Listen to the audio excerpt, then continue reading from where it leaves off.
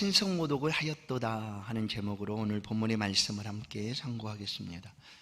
우리 인사 한번 하십시다. 하나님은 당신을 사랑하십니다. 아멘.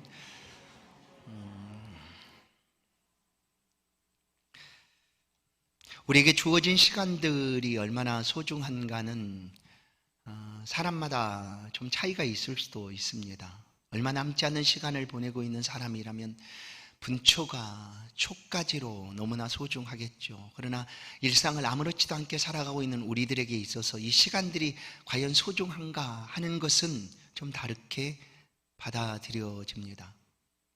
우리의 많은 시간들을 우리가 어떻게 쓰고 있는가, 어떻게 사용하고 있는가, 내가 좋아하고 기뻐하고 즐거워하는 일들에 있어서는 전혀 아까워하지 않고 우리의 시간들을 사용합니다.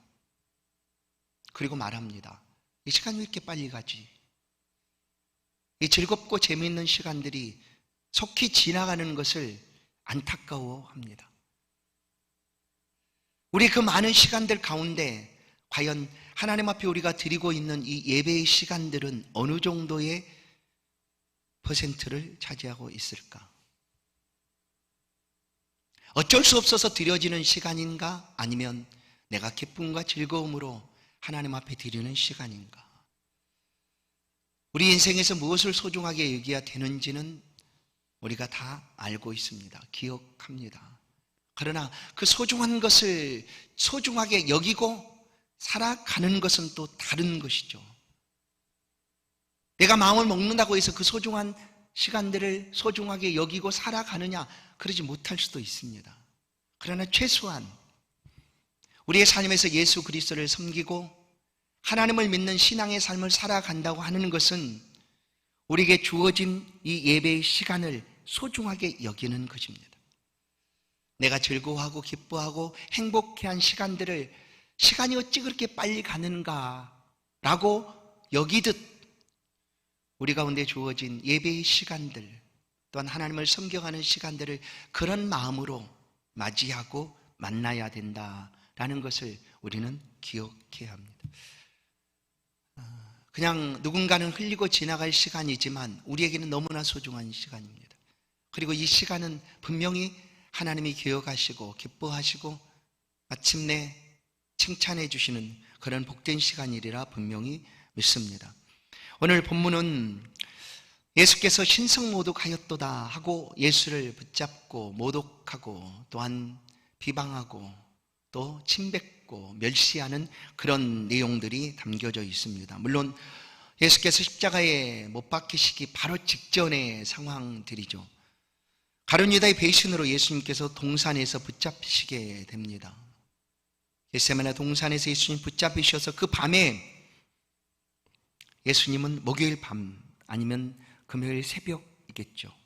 붙잡히셔서 당시 제사장이었던 가야바의 집으로 붙들려 가게 됩니다.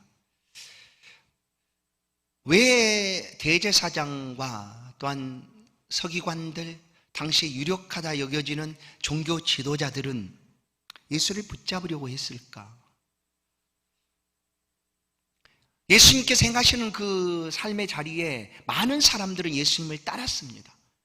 우리가 복음서를 통하여 아는 대로 예수님이 가는 곳마다 인산인해 사람이 용신할 움직일 틈조차 없을 만큼 많이 모이기도 했습니다.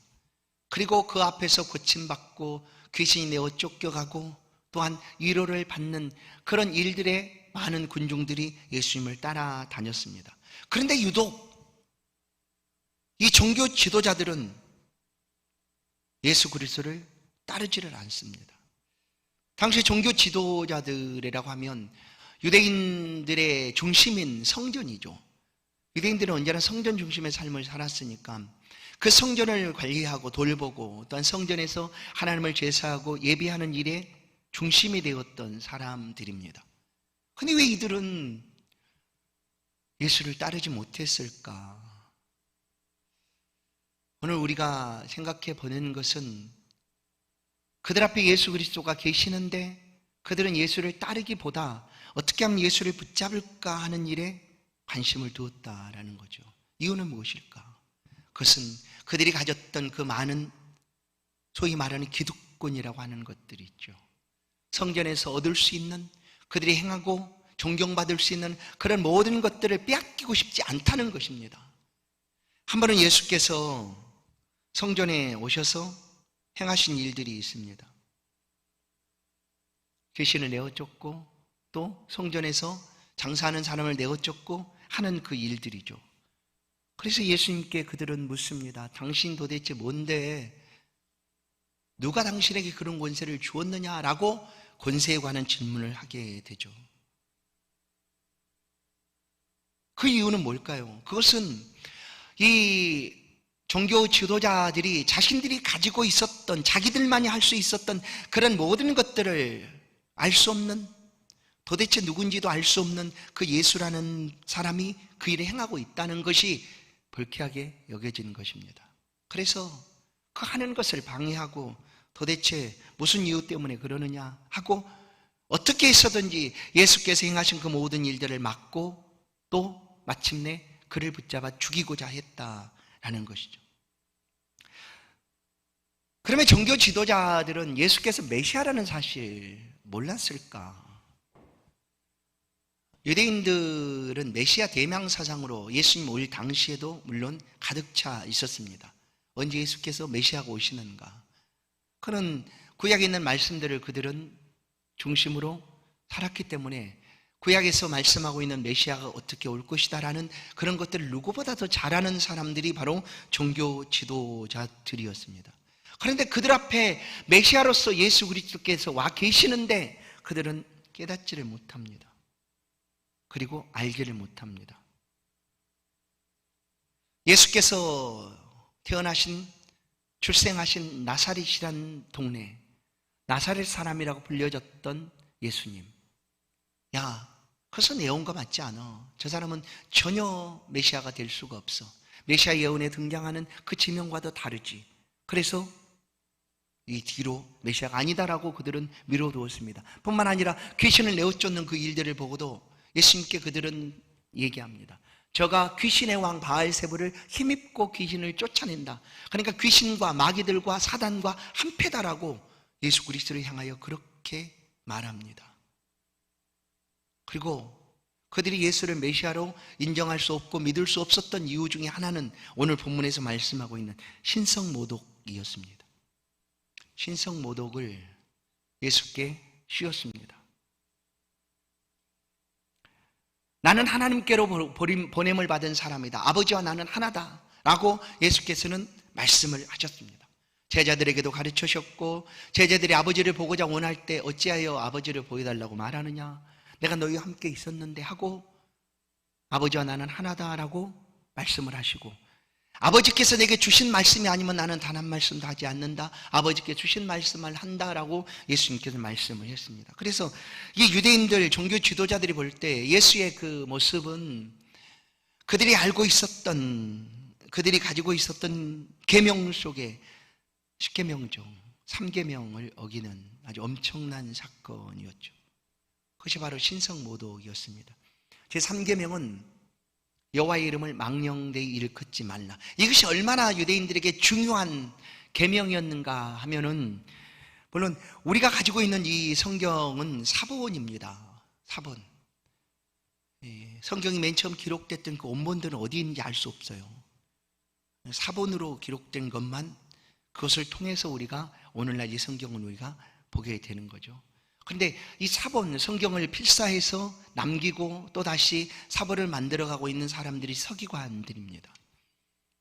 이 서기관들이 여호와 앞에 얼마만큼 경외심을 가지고 그 일들을 하고 있었는가. 단지 우리가 알고 있듯 그냥 이건 글자고 그냥 단어일 뿐인데 꼭 그렇게까지 해야 되는가 할 정도로 서기관들은 성경을 필사할 때, 두루마기를 통해서 필사해 갈 때 성경 속에 필사하는 중에 여호와 이런 표현들이 나오면 그동안 썼던, 그 전에 쓰고 있던 펜을 꺾습니다.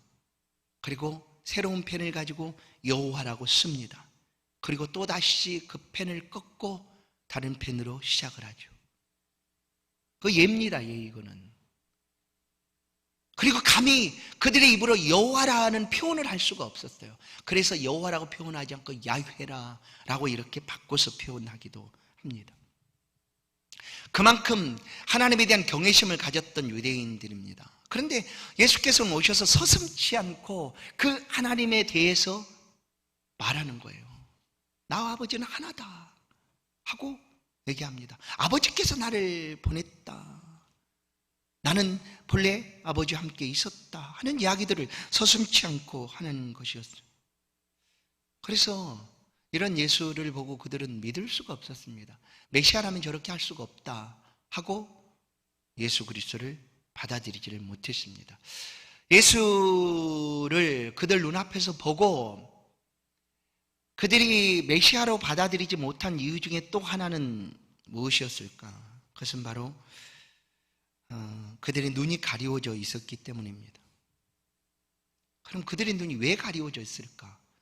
안경을 쓰고 시커먼 안경을 써 예수를 보지 못했을까? 똑바로. 그렇습니다. 육신의 안경을 쓰고 예수를 본 거죠. 자신의 생각으로, 육체의 정욕으로 예수 그리스도의 행함들을 평가하고 바라보았습니다. 그래서 예수 그리스도를 볼 수가 그들은 없었습니다. 그래서 오늘 본문을 보시면 그런 예수 그리스도를 붙잡고 그들은 신성모독죄를 씌워서 이제 십자가야, 곧 사형, 십자가형이 아니고 사실은 사형에 내어줍니다. 이 사람은 사형받아 마땅한 사람이다라고 그들이 판결을 하게 됩니다. 그 판결이 있기 전에 오늘 58절을 보면 베드로의 모습을 잠깐 우리 가운데 소개를 해줍니다. 그런데 56절을 먼저 보십시다. 56절. 마태복음 26장 56절을 보면 이에 제자들이 다 예수를 버리고 도망하니라. 그 겟세마네 동산에서 예수께서 붙잡으실 때 단 한 사람도 예수와 함께 있지를 않았어요. 모두 다 도망쳐 버렸어요. 아주 쉽게 걸음만 날 살려라 하고 도망쳤어요. 내가 여기 함께 있다 화를 당하겠다. 예수와 함께 있는 것이 화를 당하는 것일까? 아닙니다. 예수와 함께 죽을 자리에 나간다 할지라도 그것은 화를 당하는 것이 아니라 그것이 축복이고 은혜다라는 것을 성경은 끊임없이 말합니다. 그래서 예수를 위하여 목숨을 잃는 것은 얻는 것이고, 내 목숨을 얻고자 예수를 떠난다면 그것은 생명을 잃는 것이다 라는 것이 성경의 말씀이에요. 왜냐하면 예수 안에 생명이 있기 때문입니다. 예수가 생명이에요. 그런데 내가 살고자 그 생명이신 예수를 떠난다? 그건 죽는 거죠. 똑같이. 그런데 이 제자들 역시 그런 연약함에 나아갔고 단 한 사람도 남지 못하고 다 도망쳐 버렸습니다. 그리고 58절을 보시면 이 이야기가 기록됩니다. 베드로가 멀찍이 예수를 따라 대제사장의 집들에까지 가서 그 결말을 보려고.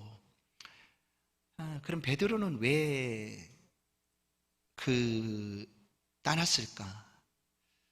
여러분, 예수를 따를 때 우리가 어떻게 따라야 하는가를 오늘 베드로가 보여주고 있어요. 예수를 따를 때 우리는요, 멀찍이 따라서는 안 된다는 거예요. 멀찍이 따르면 안 돼요. 왜냐하면 예수와 우리 사이에 틈이 생기게 하면 안 된다는 거예요. 멀찍이 있다는 것은 많은 틈이 있다는 거 아닌, 거리가 있다는 것 아니겠어요? 그러면 여러 가지 문제들이 생기는 거예요. 그 거리 사이에 여러 가지 다른 일들이 이렇게 끼어들 수도 있고요. 그게 이제 나중에 다음 주에 보게 될 베드로의 모습이기도 합니다. 우리가 예수를 따른다라는 것은 멀찍이가 아니라 반대로 가까이 따라야, 아주 가까이 따라야 돼요. 그래서 함께라는 표현을 우리가 언제나 써야 합니다. 예수와 함께, 주와 함께, 함께예요. 갑자기 이 말씀을 드리는데, 같이 동역했던 부교역자로 동역했을 때 한 목사님, 저보다 선배 목사님이었는데 그 목사님이 제일 좋아하는 라면이 있어요. 항상 그 얘기를 했어요. 자기가 제일 좋아하는 라면이 있다는 거예요. 그 라면이 무슨 라면일까요?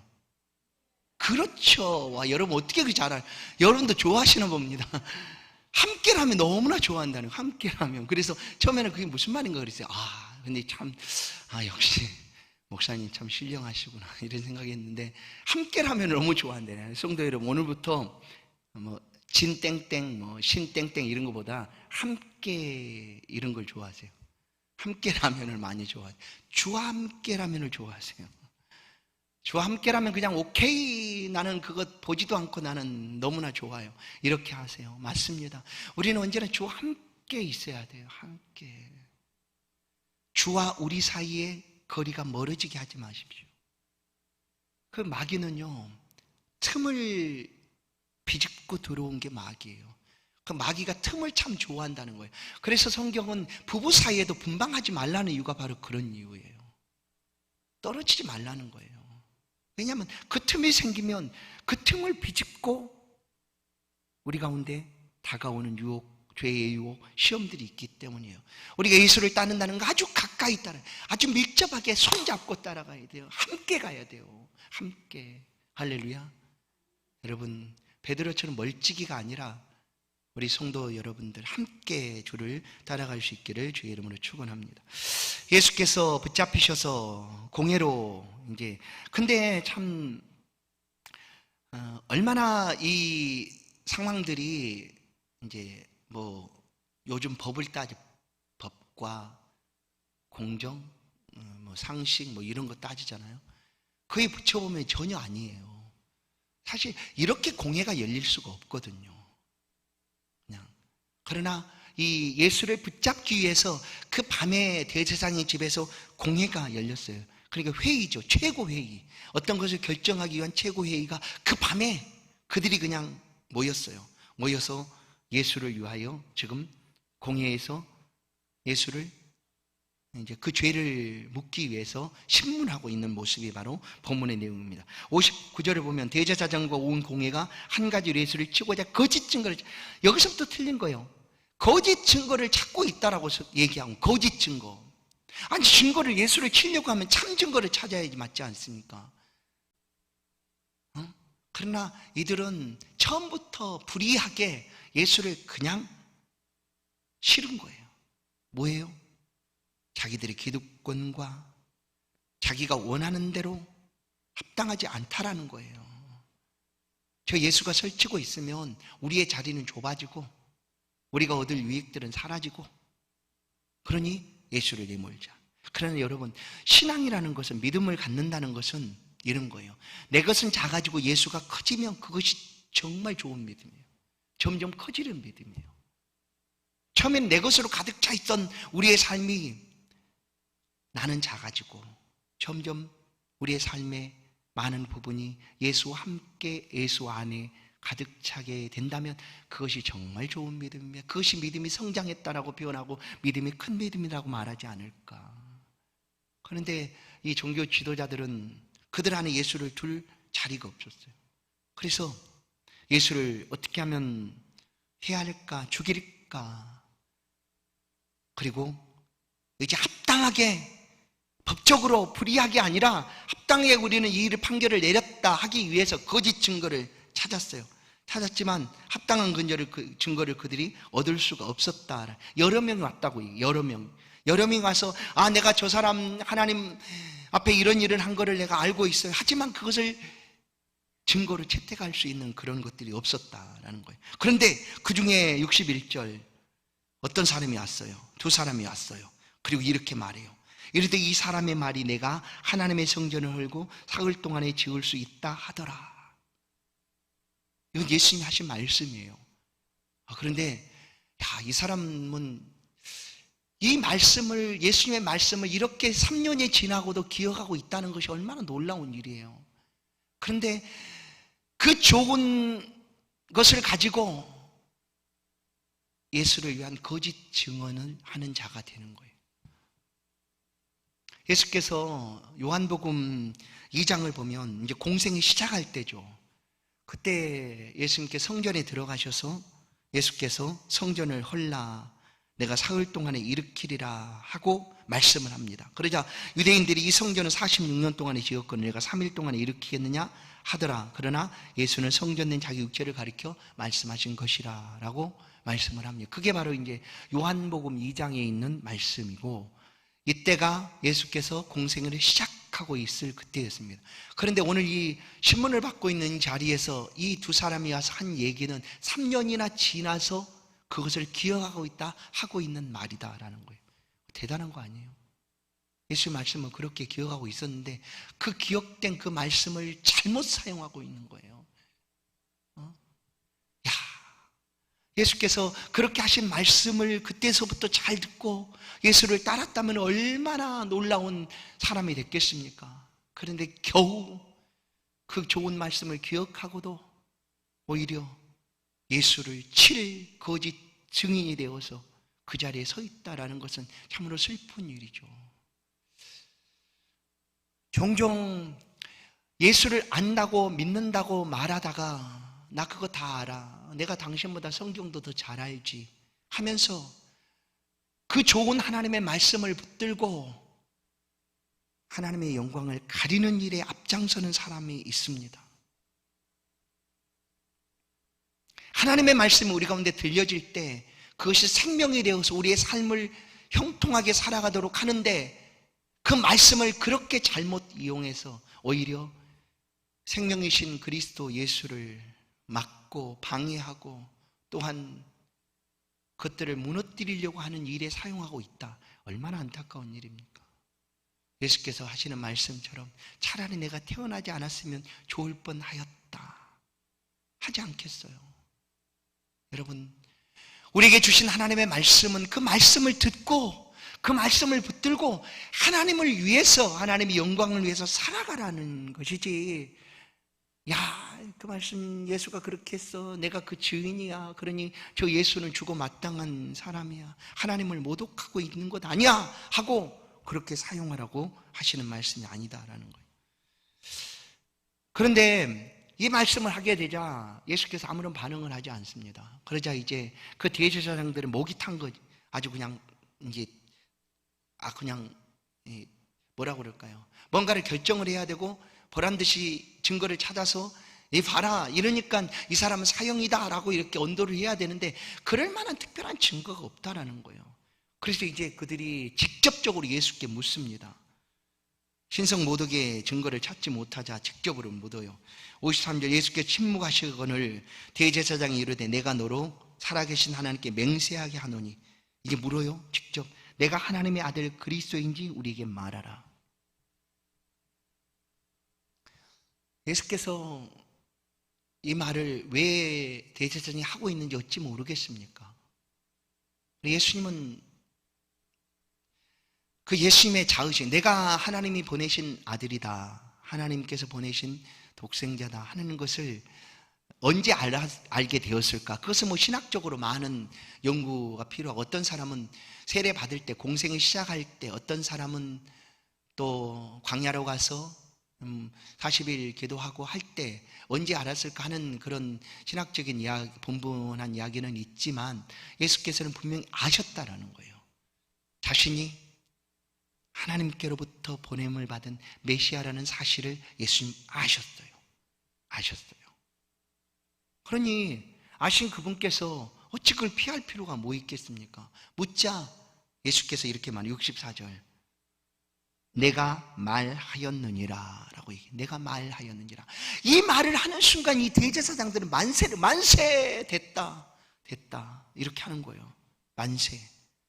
여러분, 예수께서 나는 여러분 하나님의 아들 그리스도이다 라고 우리 가운데 말한다고 하면 우리는 그 말 때문에 예수를 믿고 우리의 생애를 예수께 온전히 맡겨드리고 따라가기를 원하는 것 아니겠습니까? 그 말 때문에 주는 그리스도시요 살아계신 하나님의 아들이십니다 라고 고백하면서 그것을 알게 되는 순간 우리는 기뻐서 만세를 부르고 찬송을 하게 될 터인데, 이 대제사장들과 이 종교 지도자들은 이 말을 듣고 우리가 전혀 달라요. 만세 불렀어요. 이제 죽여도 된다라는 거예요.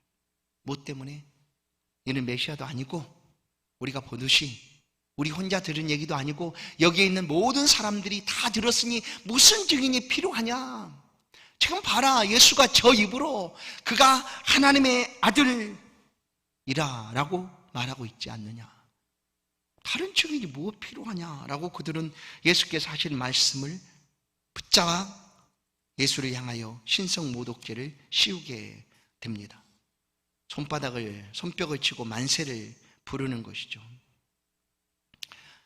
예수에 대한 잘못된 선입견이 생기게 되면 그들은 그들 앞에서 메시아라고 알려줘도 깨닫지를 못하는 거예요. 그들의 눈이 가리워서 육적인 종욕과 자기들의 욕심에 가리워 예수의 말씀을 듣지를 못하는 거예요. 그런데 오늘 예수가 그리스도이시다, 메시아이시다, 우리를 구원하실 하나님의 아들이시다라는 말씀을 듣고 하나님 앞에 믿음의 삶을 살아가고 있는 여러분들, 성도 여러분은 얼마나 복된 사람인가. 이것을 알게 하신 이는 바요나시모나, 내가 그것을 알게 한 이는 하늘에 계신 내 아버지시다 얘기하지 않습니까? 그렇게 우리 가운데 믿음이 온 거예요. 그러니 얼마나 복된 일이요. 하나님께서 우리를 택하지 아니하시고 우리에게 이와 같은 믿음을 주시지 않았다면 우리도 차라리 나지 않으면 좋을 뻔하였도다라는 그런 이야기를 들을 수밖에 없는 삶을 이 땅에서 살 수밖에 없지 않겠어요, 우리도. 그런데 하나님이 우리를 사랑하시고 택하셔 불러주셔서 내가 그리스도다, 예수가 우리의 메시아다 라고 하는 말씀 앞에 우리는 아멘, 주여 내가 믿나이다 하고 엎드리게 된 거예요. 얼마나 감사합니까? 이렇게 우리로 하여금 믿음을 갖고 하나님을 섬겨가게 하신 하나님이 얼마나 감사합니까? 그러나 이 종교 지도자들은 그것을 깨닫지를 못합니다. 그들이 가졌던 많은 지식들, 성경을 너무나 잘 안다고 했던 그 모든 것들이 오히려 예수 그리스도를 가리우고 있었다라는 거예요. 그래서 우리가 예수께 나아가기 위해서는 내가 가졌던 모든 지식, 경험, 그것 아니에요. 하나님이 주신 신령한 은혜를 붙잡을 때 그리스도의 은혜 앞에 우리가 서게 되는 것입니다.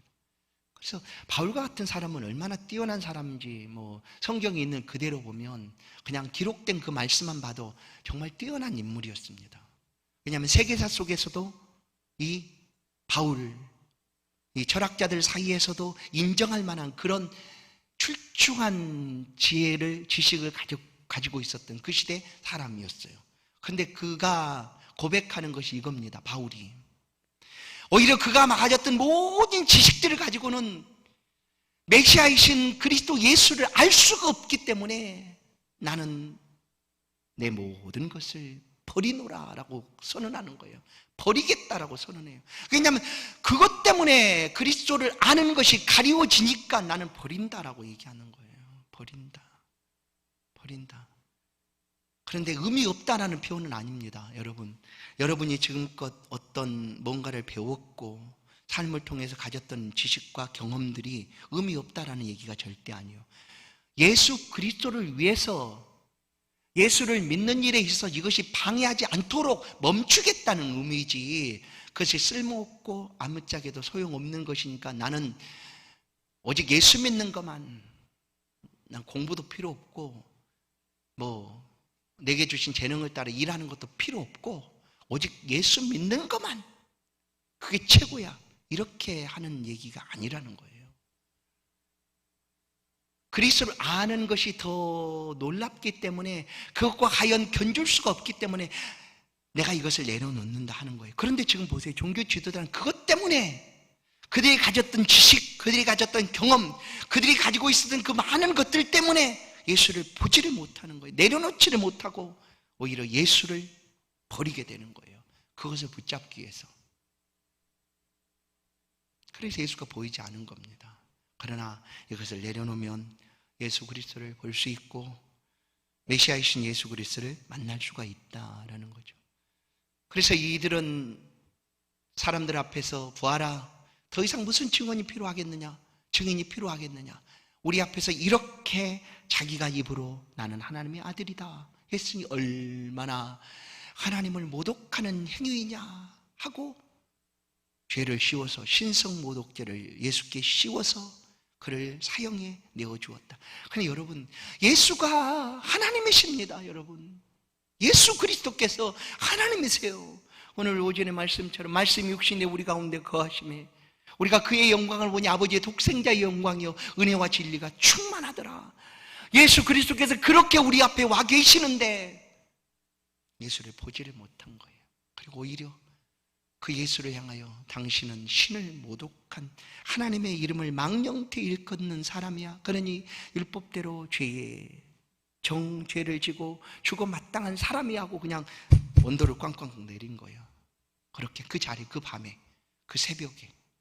그러자 이제 그들에게 보십시오. 그들에게는 사형권이 없었답니다. 당시에 로마 속국이었고 그들의 마음대로 사형을 시행할 수 있는 그런 것이 없었던 거죠. 그래서 사형 언도를 그들은 내렸지만 사형을 직접 집행할 권한은 없었기 때문에 당시 총독이었던 빌라도에게 예수를 보내게 된 거예요. 이 사람은 우리 법에 의하면 이런 사람이니 사형을 시켜주시오, 죽이시오 하는, 그렇게 빌라도에게 보내게 되죠. 그러기 전에 오늘 사형 언도를 그들이 판결을 내립니다. 그리고 판결을 내리는 즉시 67절을 보면 얼굴에 침을 뱉으며 주먹으로 치고 손바닥으로 때렸더라. 예수 그리스도를 멸시합니다. 그냥 그때서부터는 이제 죽어 마땅한 죄인이다라는 거죠. 그것도 하나님의 이름을 망령되게 일컫는, 그냥 유대 사회에서 있을 수 없는 일을 행한 사람이다 해서 그냥 그들은 서슴지 않고 예수 그리스도를 향하여 침뱉습니다. 주먹으로 칩니다. 손바닥으로 때립니다. 여러분, 이후에 나중에 빌라도의 법정에 가서 그때도 또 로마 군병들에 의해서 이와 같은 멸시와 천대를 받게 됩니다. 그러나 그 이전에 종교 지도자들이 먼저 이렇게 예수를 향하여 행하고 있다라는 것을 보게 됩니다. 그리고 그들은 예수를 조롱합니다. 68절을 보시면 예수를 조롱하면서 말합니다. 그리스도야, 우리에게 선지자 노릇을 하라. 너를 친 자가 누구냐 하더라. 참 감사해요. 뭐 어떻게 표현을 해야 될까요? 그리스도께서 우리를 위하여 이 모든 것들을 견디시고 참으시고 하신 것을 우리가 어떻게, 뭐라고 표현을 해야 될까요? 정말로 여러분 같으면 이렇게 하겠습니까? 나는 못한다니까. 솔직히 나는 지금도 누군가가 예수 믿는 것 가지고 나한테 하면 아직 덜 돼가지고 성경이 아직 영화로운 모습으로 성화의 단계를 거쳐가고 있지만 안전이 되지 못해서 그냥 불끈해요. 그래서 그냥 어느 순간 막 손도 올라올 수도 있고요. 거기서 못하면 돌아가면서 막 욕 엄청 할 수 있어요. 엄청 할 수 있는 게 아니라 해요. 솔직히 죄송합니다. 막 이렇게 돌아서 막 해요. 예수께서는 그러지 않으셨어요. 나중에 왜 그렇게 하셨는가? 우리를 위하여 그 멸시와 모욕과 천대 모든 것을 참으셨다라고 얘기합니다. 참으셨다. 십자가의 그 겟세마네 동산에서 붙잡히실 때도 예수님은 그럴 필요가 없는 분이시잖아요. 예수님 누가 붙잡겠어요? 붙잡히시는 분이 아닌데 천사를 12영이나 더 보내서 당장 붙잡으려고 하는 그들의 손을 그냥 얼음이 되게 한다든지 뭐 다 어떻게 할 수도 있는 분이신데 그렇게 하지 않으셨어요. 우리 때문에 우리 위해서 이 모든 멸시와 천대와 조롱을 다 받으셨습니다. 우리가 잠깐 이 시간일지라도 우리를 향한 예수 그리스도의 섬김과 또한 참아내심과 희생과 또 우리를 향한 사랑, 헌신, 그리스도께서 우리를 위하여 다 보내주신 거예요. 다 내어주신 거예요. 여러분, 우리가 그 은혜를 다시 한번 깊이 생각해 보십시다. 신이신 그분을 사람들은 알아보지 못하고 신성 못 오겠다. 참 얼마나 우스운 얘기입니까? 얼마나 웃을 일입니까? 그런데도 주님은 그 앞에서 다 멸시천대 조롱을 다 참아내셨습니다. 그리고 우리를 위한 구원을 이루어 주셨습니다. 여러분, 하나님의 뜻을 우리가 붙잡기 위해서는 오늘 종교 지도자들은 자신의 욕심과 자신의 뜻, 육신의 정욕 때문에 그것을 내려놓지 못함으로 하나님의 뜻을 발견하지 못합니다. 알아보지도 못합니다. 와 계신 하나님을 그들이 그렇게 경외하고 존경보다 더 뛰어넘는 거죠. 그렇게 공경하고 섬겼던 하나님이 눈앞에 와 계시는데 그를 향하여 신성모독이다, 이렇게 표현을 합니다. 그러나 우리는 예수 그리스도를 향하여 나의 주 나의 하나님 고백하며 우리의 삶을 주께 맡기고 살기를 다짐합니다. 그 삶을 믿음으로 살아가십시다. 때로는 힘들고 어려워도 우리를 위하여 이렇게 참으시고 또 끝까지 우리를 하나님의 집으로 이끌어 가실 그 순간까지 우리를 결코 놓지 아니하고 붙들어 주시는 주의 은혜를 힘입어서 한 주간의 삶에도 승리하시는 저와 여러분의 복된 생애가 되기를 간절히 소원합니다. 하나님 감사합니다. 우리가 주를 향하여 침을 뱉었고 우리가 주먹을 쳤고 우리가 손을 들어 때렸습니다. 우리가 조롱했습니다. 그리스도야 우리에게 선지자 노릇을 한번 해봐, 너를 친 자가 누구냐 라고 우리가 그렇게 주를 향하여 행했습니다. 그럼에도 주께서는 우리를 마다하지 아니하시고 여전히 사랑해 주셔서 우리에게 믿음 주시고 주를 향한 삶을 오늘도 살아갈 수 있도록 붙들어 주시고 인도해 주시니 감사합니다. 이 베풀어 주신 은혜를 결코 잊지 않고 우리의 삶의 자리에서 어디에서든지 주와 더불어 함께하는 삶을 살아가기를 소원합니다. 주여 우리에게 믿음을 더하여 주시고 한 주간도 주의 은혜 가운데 승리할 수 있도록 붙잡아 주옵소서. 예수 그리스도의 이름으로 기도하옵나이다. 아멘. 찬송 439장입니다. 439장입니다.